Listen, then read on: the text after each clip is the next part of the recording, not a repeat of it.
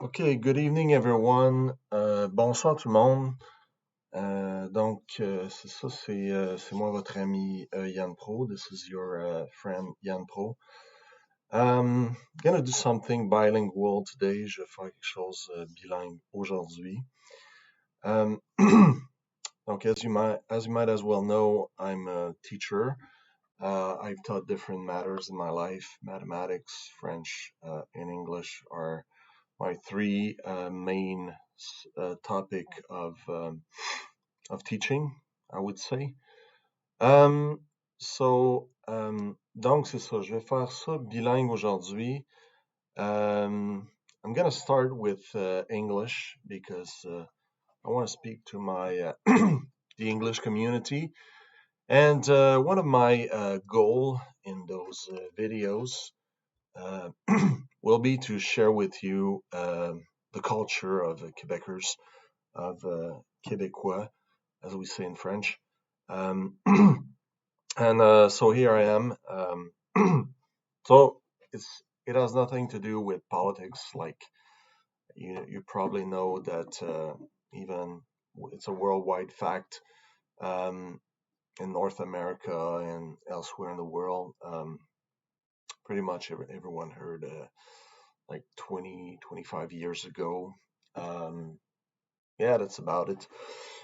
27 years ago. That's a long time ago. So in 1995, there was the second referendum on Quebec separation. I didn't want to discuss that today.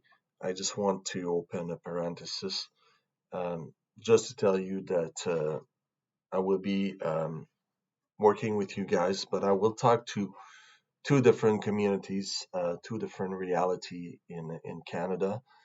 So the French reality and the English reality as as much as I lived through it. And aujourd'hui, je voulais pas. Quand je dis exemple québécois, ça n'a rien à voir avec la politique. Donc c'est pas québécois versus canadien français. C'est juste une réalité tout simplement. Des fois, je vais référer ça à vous parler canadien-français, d'autres fois en québécois. Et ça veut dire la même chose. Là. Je veux pas que ce soit interprété de toutes sortes de façons, mais c'est juste cette réalité-là qu'il faut être au courant. Donc aujourd'hui, il y a deux choses que je veux couvrir avec vous. Je veux passer après 15 minutes environ. Aujourd'hui, on est le 31 décembre, dernière journée de l'année 2021. So I wanted to do it, as I said, both in English and French. And also, so what I said, we are at December 31st, the last day of the year, 2021, which hasn't been easy for pretty much everyone over here. And there's two main topics I would like to cover. First of all, I call the first one the 5 reasons, the 5 things not to say or not to do when you're learning a new language, or not necessarily a new language, but or trying to perfect it. Okay, doesn't matter at which level you are. Donc, c'est ça, comme j'ai dit, je vais faire ça en deux parties. La première, je vais passer à peu près 15 minutes à parler de 5 choses, 5, dans le fond, on va faire un top 5, des raisons comme qu'il ne faut pas dire ou faire lorsqu'on apprend une nouvelle langue. Pourtant, c'est des choses qu'on entend là at large, qu'on entend très souvent. Et je pense que ça devrait pas, ça envoie des mauvais messages à notre subconscient, et également aussi ça peut paraître négatif envers notre entourage. OK? Et deuxièmement, j'ai mis, comme vous voyez à l'écran, certaines expressions. Donc ça, c'est pris d'un document qui ne m'appartient pas, dont j'ignore l'auteur. Par contre, c'est des choses que qui est facilement accessible sur Internet, là. Donc, ça pour dire que je ne pense pas violer les droits d'auteur ici. So the second part, as I mentioned in French, will be regarding the Quebecois expressions and of course you can see from the list here that we've got from the letter A up to letter C. So we're going to go through it together. So figure about an hour, I would say, with me. If you feel that I'm talking too slow for any particular reason, on YouTube there's this nice feature where you can speed up the speed of the talking person actually. Donc, si vous trouvez que je parle pas assez vite, vous pourrez dans YouTube et dans d'autres Rumble, BitChute, etc. Là, il y a un feature qui permet d'accélérer le parler d'une personne. OK? Donc, c'est ça. Je vais commencer. I said did I say I'd start in English? Okay, so I'm gonna do it in English first, and then I'll translate in French right after. So I'm gonna do the whole thing, and then I'm gonna translate in French. Okay, so both communities in Canada, the main two communities, can follow me and listen to me. Okay, doesn't really matter your level actually. So I hope that's what I hope. Okay, of course, you notice my first language is French. That's obvious, and so I'm doing my best not to have this really thick accent, but I cannot impede it, unfortunately. So first of all, one thing that we hear a lot is, well, I'm not that good, and so some people actually, because some people in any subject, any matter, okay, it doesn't matter whether it's music in English or whatnot. Some people they like to pretend they are not what they are. I'd say let's call it the Columbo factor. Columbo. For those who wonder what I'm talking about, it's an old character from the 60s, 70s, and 80s. A little bit in the 90s, although the guy was getting pretty old. Peter Falk, I'm talking about. So very popular character. And one thing that for those who followed it, one thing that you notice from the guy is he's sloppy. Looks distracted, easily distracted from his surrounding. Oh, there's a nice picture over there. And if there's a piano, he's gonna start a piano song, even though he doesn't know really how to play beside some silly kid song. So yeah. So what I was getting to, raising that point is that some people they I could say oh I'm not that good in English, and whereas I'm so I'm proficient in English. Okay, I'm not I'm not really talking about me. I'm talking generally speaking. Okay, um, so you've got people like that who say they are weak but they're strong, or pretend that they're strong when they're weak. Okay, so usually you've got this syndrome in languages, of course.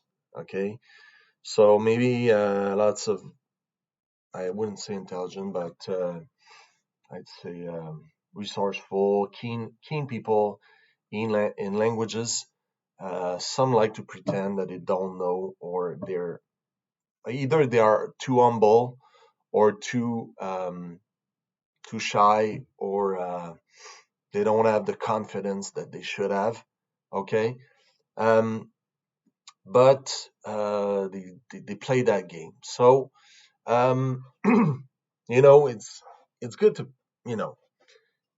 It, I'm not saying it's not the worst thing in the five things over there, but I would say just don't do it. In a context where you're learning either a new language or you're perfecting language that you currently speak. Okay. Uh, Reason is that you're sending messages to your psyche, to your subconscious, and when you do that, uh, well, you're fooling around. So try to be as accurate as possible, as realistic as possible. I know sometimes people they joke around, they fool around with that. That's okay, but just just don't get into it really deep because you're gonna end up. And that's an advice for lots and lots of topic. Try to evaluate, especially in serious questions, serious matters. Okay, you want to send the outside world the accurate information about you, about your level of competency in a language. Um, you don't want to fool around and or joke around or pretend. Especially in the first contact, it's not really clear. People don't necessarily know you, so they don't know if you're joking around uh, or or actually you mean it. Okay, so try not to do that. Um, in the same kind of field, um, I'd say also some people, sometimes in life, there's this proverb, this old adage that says, ignorance is bliss. Um, when you're in a context, once again, of trying to learn a new language, please put that aside. To be proud of your ignorance is nothing, you know, even if you're joking around, to me, it doesn't belong in a learning matter. Okay. So try not to, it's just like, in any matters. Okay. Always had this, let's say in high school. Okay. Maybe you always knew that kid, back in the days. I don't know how old you are. Okay. When you're listening to that.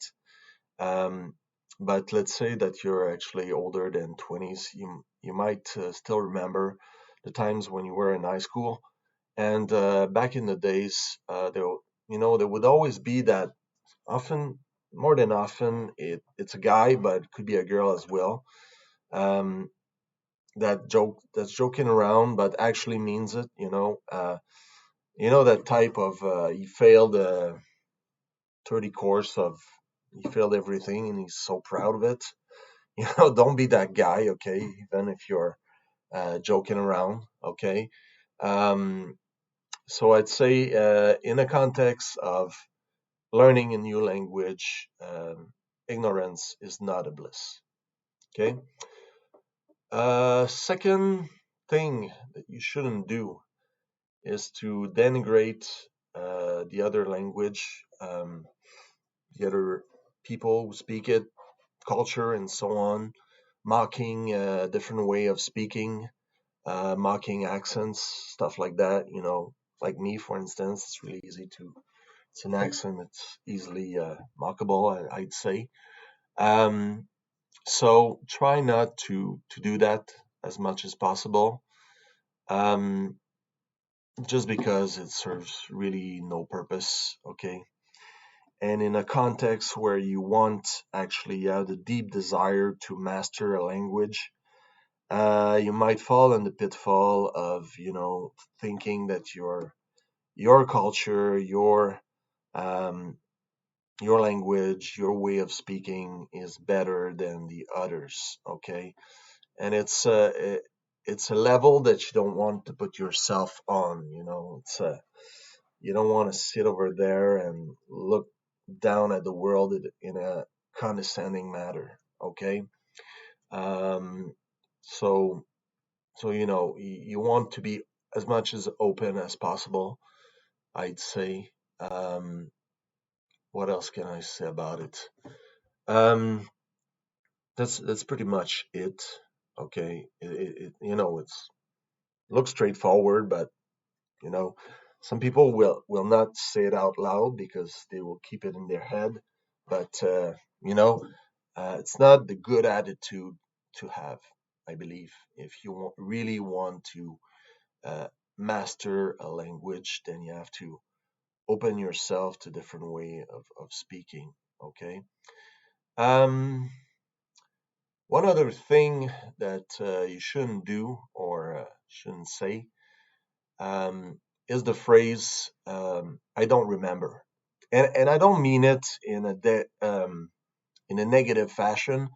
Um, I mean it in in a kind of you don't there because of course if you don't remember, you just don't remember. Okay, that's pretty straightforward. That's obvious. But in a sense, um, if you uh, it's more like in a sense of it becomes like a crutch that you carry around and always rely on it. Okay, I don't remember, I don't know, I don't remember.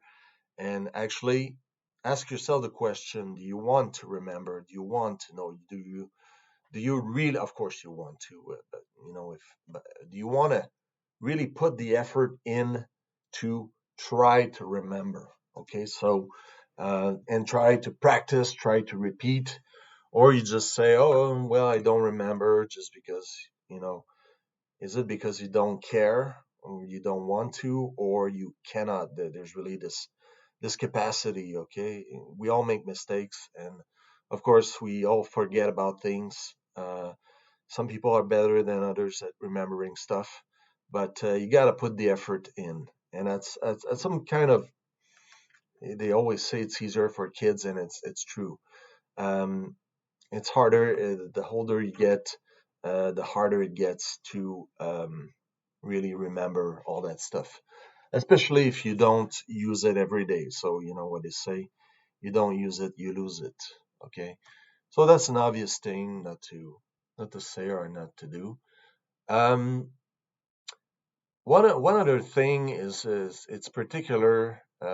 Well, it's more applicable in a context, in a general context, whereas as we're speaking currently about context, that I should find a synonym for that. Anyhow, that's another topic. Um, we're in the situation that you are, in a context of you are put in this context of learning, you know.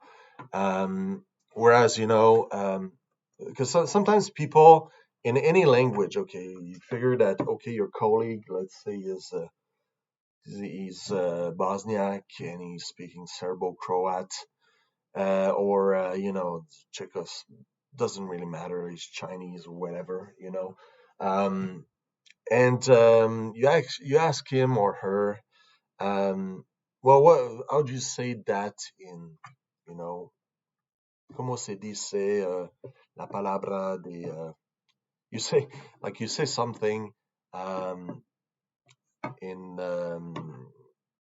and you don't, actually, you're not in the mood to really care about it, or you're asking more like that out of politeness, okay? Um, Whereas you're gonna forget about it, okay, in um, in a few moments or whatnot, okay? I'm saying that because I know that lots of people they do that probably out of diplomacy. They don't really care, but they do that out of diplomacy or um, you know um, out of polite. Well, that's the only thing I can find at this point.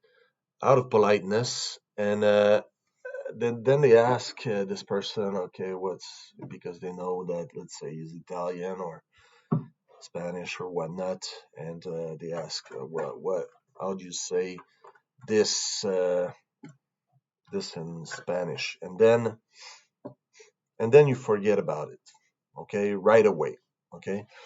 Um, so I'd say, you know, it's well, it's a nice gesture to actually care about other languages and other cultures. But if you're just gonna ask that all the time, just out of politeness, people will notice. And at some point, some people they're gonna be frank with you, and they're just gonna say, well, uh, doesn't really matter at this point because you're not gonna remember it. You don't really care. Okay, so just try to bear that in mind, basically. And finally, last advice, but not the least, is well, not practicing enough, not watching enough TV in that language, not reading, because as I mentioned before, if you don't use it, you lose it. Okay?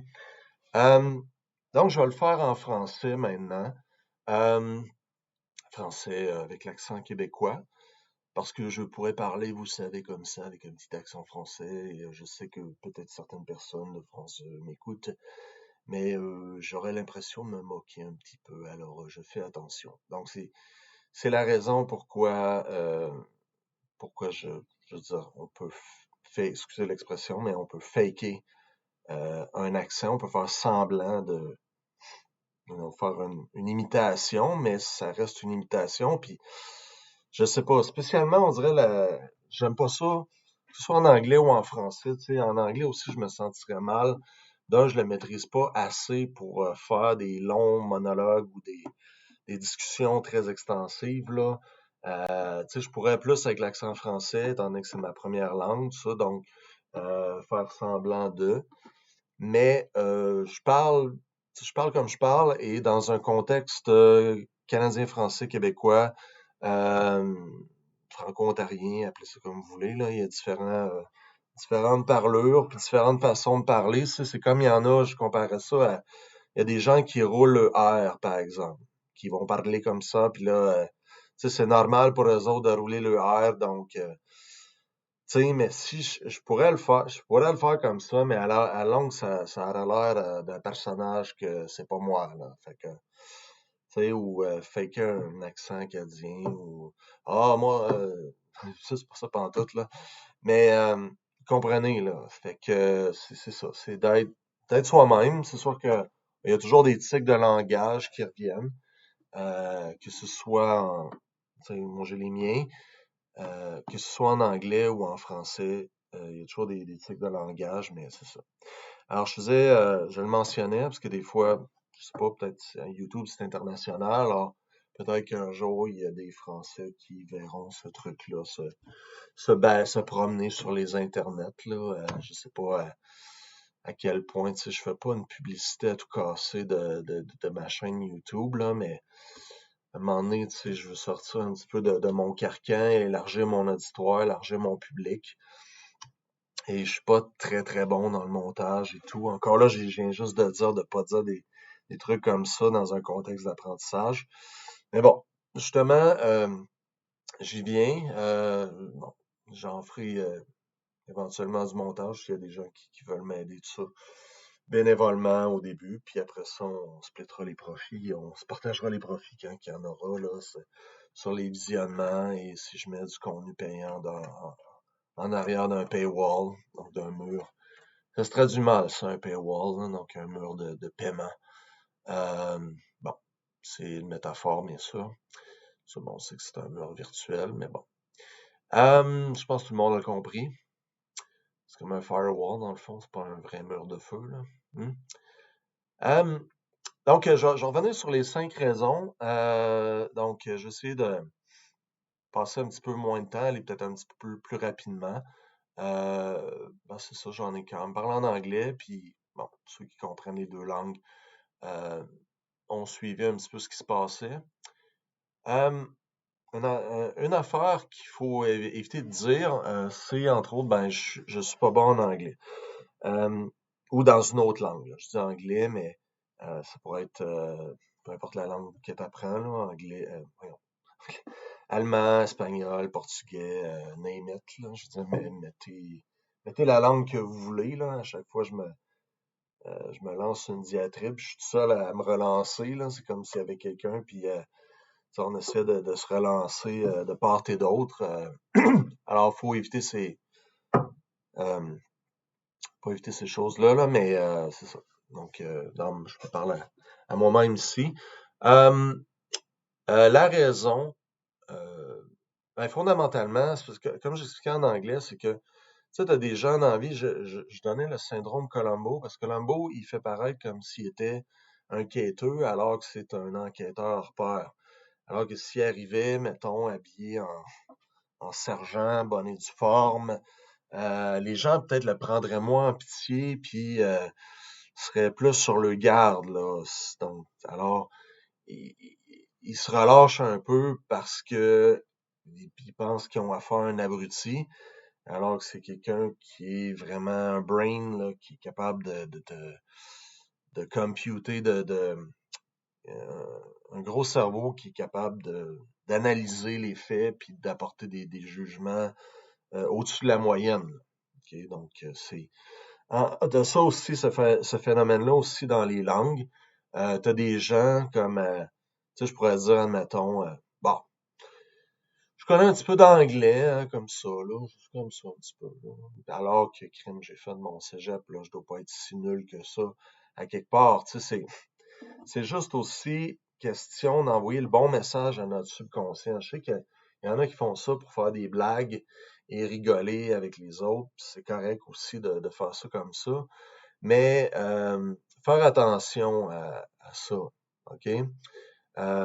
Pour justement, puis c'est pas juste toi versus toi de t'envoyer des messages à ton subconscient, mais c'est aussi euh, l'externe, là, tu sais, tu veux envoyer dans le fond les bons messages euh, à à tes profs si tu en as ou à tes collègues et leur dire clairement le niveau que tu es.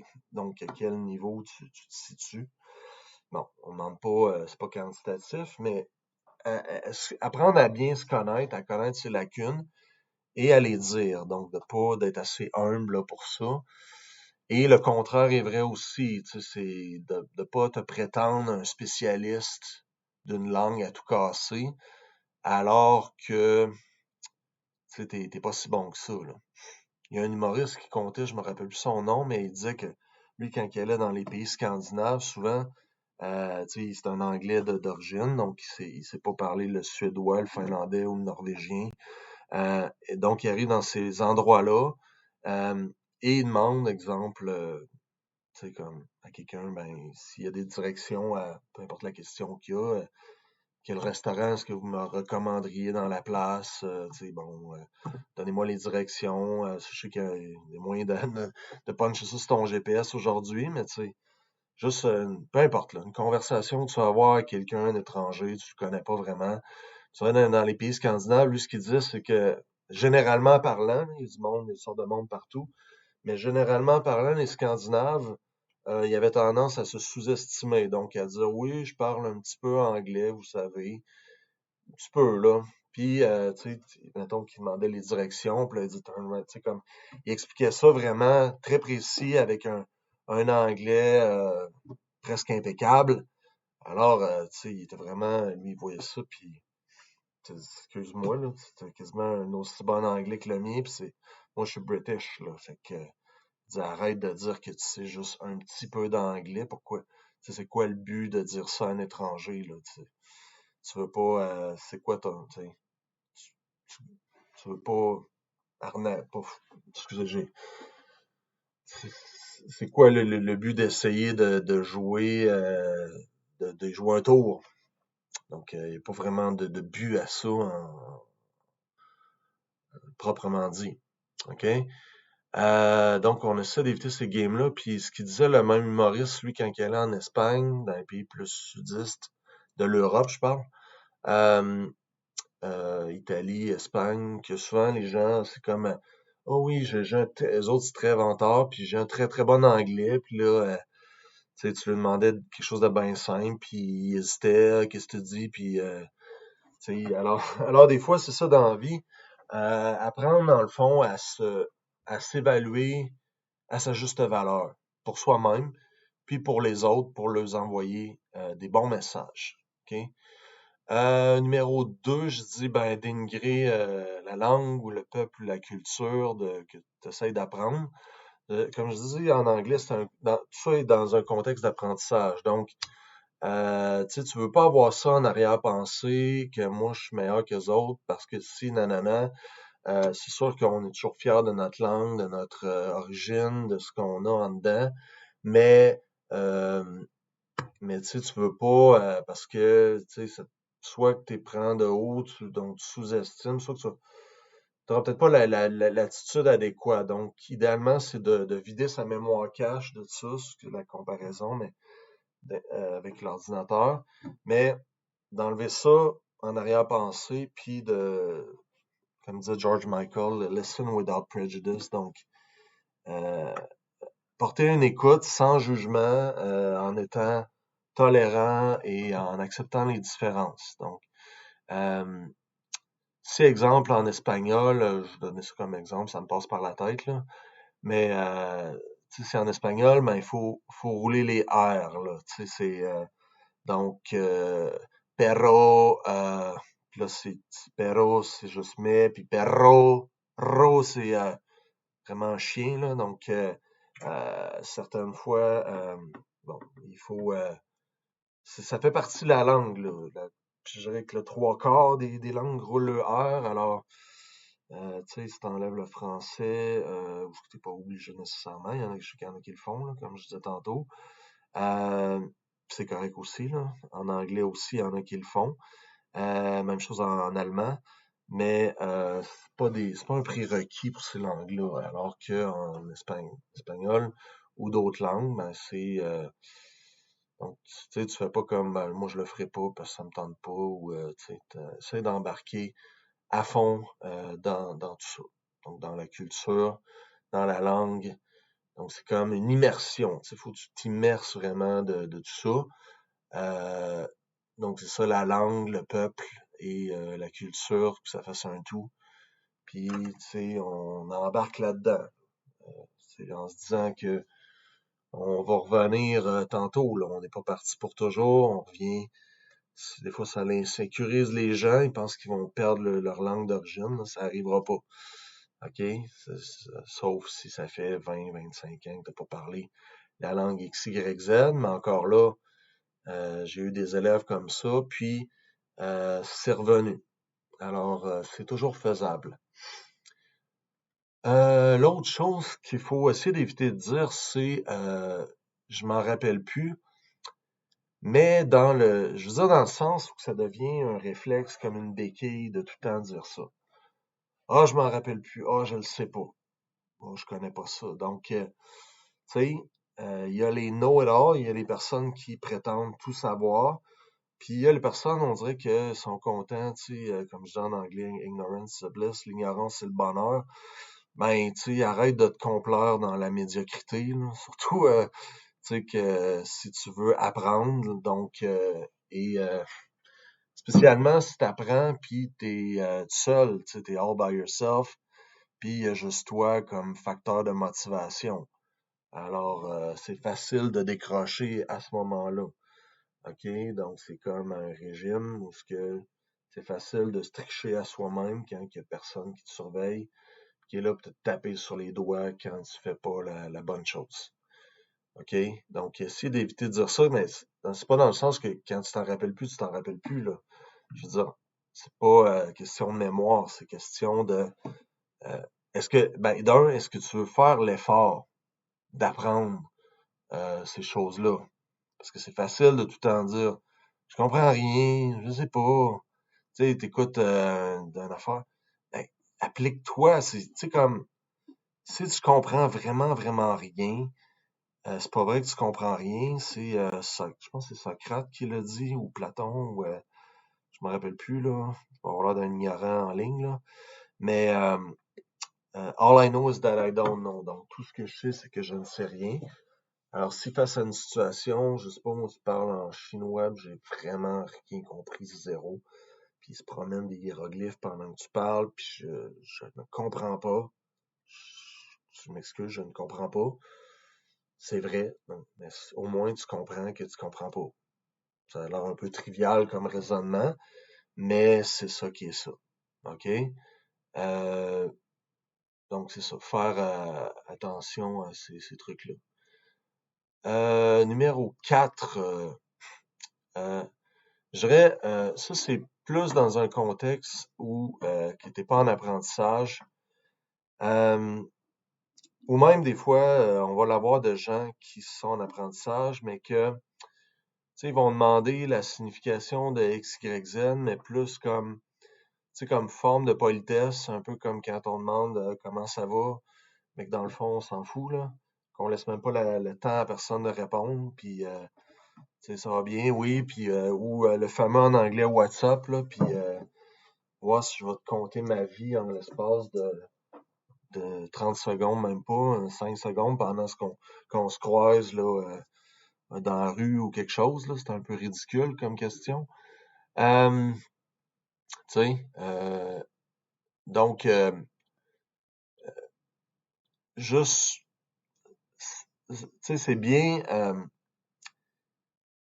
bien comme politesse, tu sais, mettons, j'ai un collègue, puis je sais pas, moi, il parle le Punjabi ou le Hindi, puis moi, j'ai toujours rêvé d'apprendre ça. Alors, je pose des questions, comment ça se dit telle affaire, namasté, bolte i, donc bolte ingress, puis ces trucs-là, ok. Mais, tu sais, si j'ai pas vraiment le goût nécessairement d'apprendre ça, puis je fais à croire que j'ai le goût, je sais pas. C'est un peu ordinaire comme, tu sais, à un moment donné, on va se falloir se dire les vraies affaires ou c'est l'autre personne qui va vous le dire. Elle va vous le dire, ben, tu me le demandes, mais dans le fond, tu t'en fous, là. Je veux dire, une fois, j'avais dit ça à quelqu'un, j'ai dit, regarde, je vais apprendre ta langue, c'est justement en Punjabi, je pense. Un mot par jour. Je rigolais un petit peu, mais lui, il a pour ça, tu sais, il y avait des fois, on est mi-figue, mi-raisin, là, puis il a dit, regarde, puis il avait raison, je veux dire. Il m'a répondu un peu bête, il a dit, dans le fond, tu t'en fous, là. Je veux dire, quand même, je te montrais un mot par jour, ça va te prendre 50 ans à apprendre la langue, là. Faut être réaliste, là. Va falloir que tu en mettes un petit peu plus d'effort que ça, mettons, là. Comprenez ce que je veux dire? Et finalement, dernier point, ben c'est évident, là, c'est de pas pratiquer assez. En anglais, on dit if you don't use it, you lose it. Donc ça, c'est important, je pense. C'est important de pratiquer. Donc, il y a toutes sortes de facilités pour pratiquer. C'est ça. Okay, anyway, guys, thanks for listening. Thanks for paying attention, especially with my English friend. If you made it up to here, that's really good. So I see that you're very interested in learning the way we speak over here in French Quebec. Um, by the way, just so you know, some people will say Quebec. Personally, I don't really mind. Okay, some people do mind for obscure reason that I don't really understand, but they will mind. So try to say Quebec. You're safer that way. So just like for instance, if there was a K, because originally anyhow there was a K over there, so it was Quebec. That was the name back then. So it's an Aboriginal word. I'm not even sure. I think it's Algonquin or something like that. Although I should seek for it. If you do have it, then just uh, just drop me an email or find a way to reach me out to tell me. But anyhow, I'm just too lazy now to go ahead and search for it, and I don't have this time to waste with you guys. Okay. Anyhow, I'll just take a few minutes here to review a few expression, uh, and I'll do it in French. There's no so in this case, there's no. I should have had an English column over there, but I'm gonna say it. So just try to bear with me and pay attention. Okay. There's a couple of expressions really in there that are some are kind of old. Like some I don't. Well, they're old and they're not really used. So try to, if you really want to be emerged in a culture, then you really want to be up to date on what's being said on the street and so on and so forth. Just like just like let's say my relationship vis-a-vis l'anglais, vis-a-vis English. Okay. So what we got here is, if you can read with me, we've got aller au vu, which means to go to the cinema, to go to see a movie. Au plus sacrant, there's also another expression just like that, au plus Chris, and we also say au PC, which means do it as soon as possible, really fast. Avoir de la misère, okay, it's to have difficulty. And basically, it's the same thing in English. Misère is misery. Um, and we're going to say it in French Quebecois. Um, just the way we say it, uh, just the way we should say instead, avoir de la difficulté. So we're going to say, we're going to hear that, avoir, j'ai de la misère. J'ai de la misère à faire mon devoir. So I'm having trouble. I'm having some difficulties doing my homework.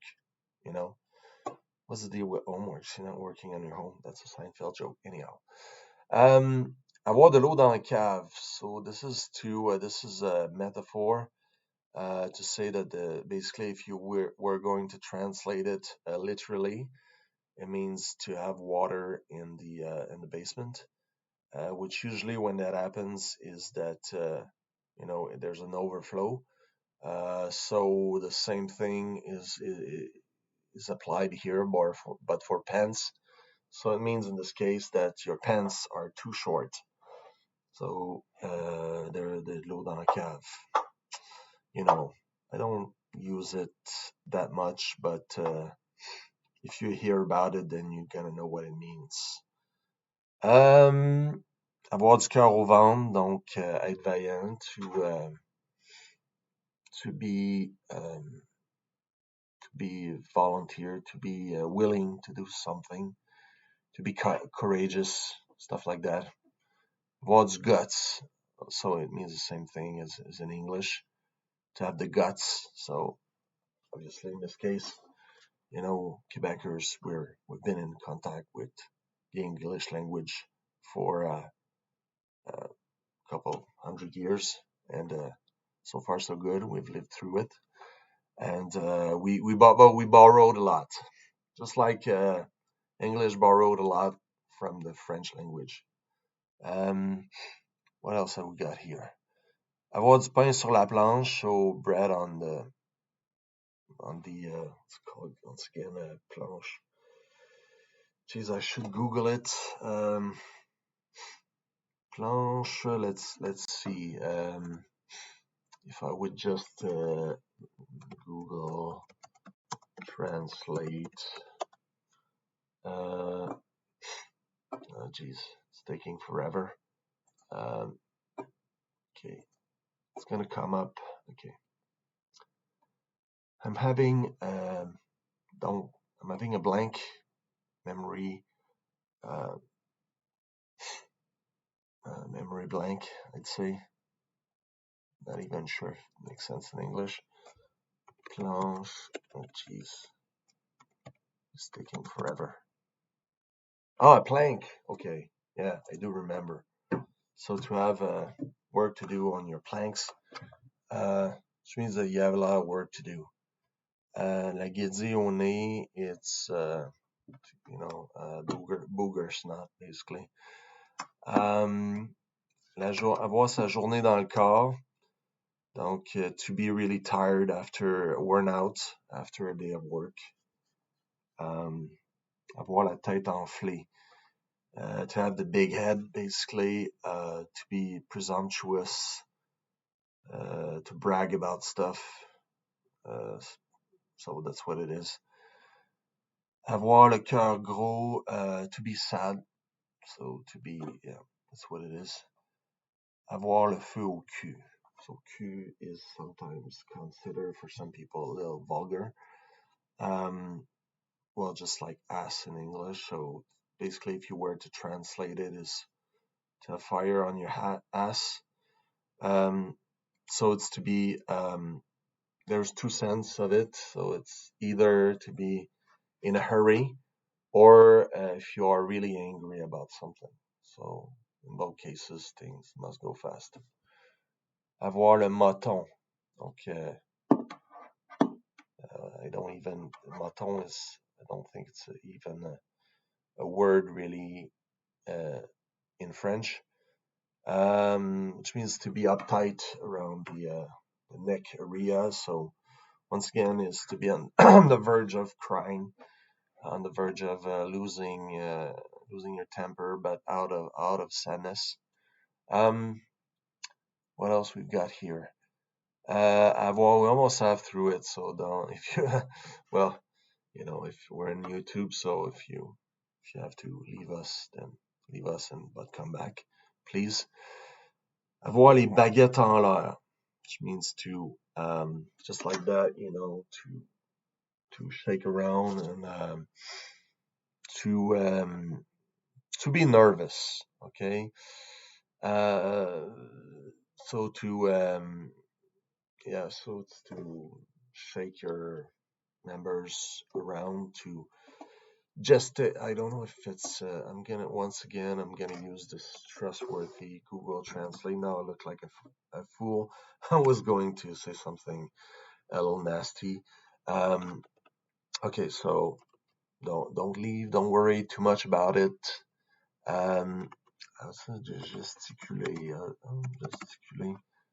Gesticulate. So yeah, okay. So I was right actually. So I had my suspicion, but just wanted to make sure. So it means to be nervous, right? Avoir les mains pleines pouces. Lots of thumbs on your hands. Pouce is thumb, a thumb actually. So it's to be not really keen, not really clever with your hands. Okay. Yeah. So the one other expression that we use also in French is to avoir deux mains gauches, to have two left hands.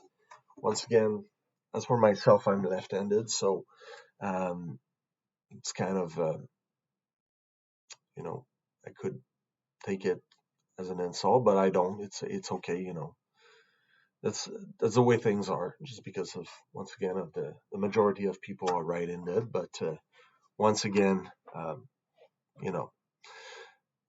So let's keep on going, not to be too defocused, but by what's going on. Avoir les deux yeux dans le même trou. It's another funny one, which means sometimes it's like that in the morning, like portray a character in your head, like a cartoon character. Just to have those the eyes in the same hole. So basically, it means not to be too wake up, too awake. That's what it is. Avoir l'estomac dans les talons. It means to be hungry. Avoir mal au cœur. Donc to have a heartache. If that makes sense. So to be on the verge of throwing up, basically, or puking, which is once again, a little vulgar. There's all kinds of expressions like that in French, like dégueuler or dégobiller, or what else? Mais vomir, same thing. Restituer. Gerber, which is used mostly in France, the country, I mean. I've won bad luck. So once again, you understand bad luck. You're an English person, so you do. So it's to be unlucky. Avoir is the verb to have. Donc, ou être bad lucky, être malchanceux. Avoir une crotte sur le cœur is once again avoir du ressentiment, to be to hold a grudge towards someone. Boss des Bécosses. It's funny because you got two different words here. Boss, we all know what a boss is. It's your supervisor. It's the owner of the company you're working for. So this means in French we've got personne qui fait preuve d'une autorité prétentieuse malgré sa position hiérarchique modeste, petit chef. So I don't know if you're familiar with what bécosse is, because back in the days when there was no bathroom inside the house, what people would do is they would go in the back house, so back in the yard, uh, at the back of the house. So that's where it comes from basically. So back house became bécosse, and bécosse is a dry toilet. So toilet sèche in proper French. So it's a small thing. It's a small cabin where you make your most basic needs. So it's really small. And some people will, I'm gonna say something like fais pas ton petit boss des bécosses. Donc, sometimes we're even gonna ask a little. Donc, petit or petit, little. Okay. Botcher son travail. Botcher, once again, botch, it comes from the English. To botch something, which means to do a sloppy job, to do something negligently. C'est tigidou right through, donc c'est bien. Right through is sometimes something that people add up to that sentence depending on the region they come from. Ça regarde mal, donc ça se présente mal. It looks bad, so that's what it is. It doesn't look good. Ça va mal à shop. Shop is in English, of course. Donc ça va mal à l'usine, which means it's a metaphor for ça va très mal. Donc things are not going the way they're supposed to go. OK, donc c'est la fin de notre super cours. J'espère que vous avez aimé, j'espère que vous avez apprécié. Si vous avez apprécié, envoyez un petit pouce par en haut et partagez à vos amis qui auraient besoin peut-être d'un petit rafraîchissement, que ce soit en anglais ou en français. Donc, j'espère que vous aimez le concept et je devrais récidiver s'il y a des commentaires positifs dans le futur. Peut-être de façon plus régulière. Alors, so thank you very much for your time. Appreciate it. So if you liked it, if you learned something with me today, just show your appreciation by clicking on the thumbs up, just like that. So please click on the like button and make sure to subscribe to my channel. Donc, souscrivez, abonnez-vous à ma chaîne YouTube. So thanks once again for your time, and we'll see you later. Hasta la vista, baby. Bye.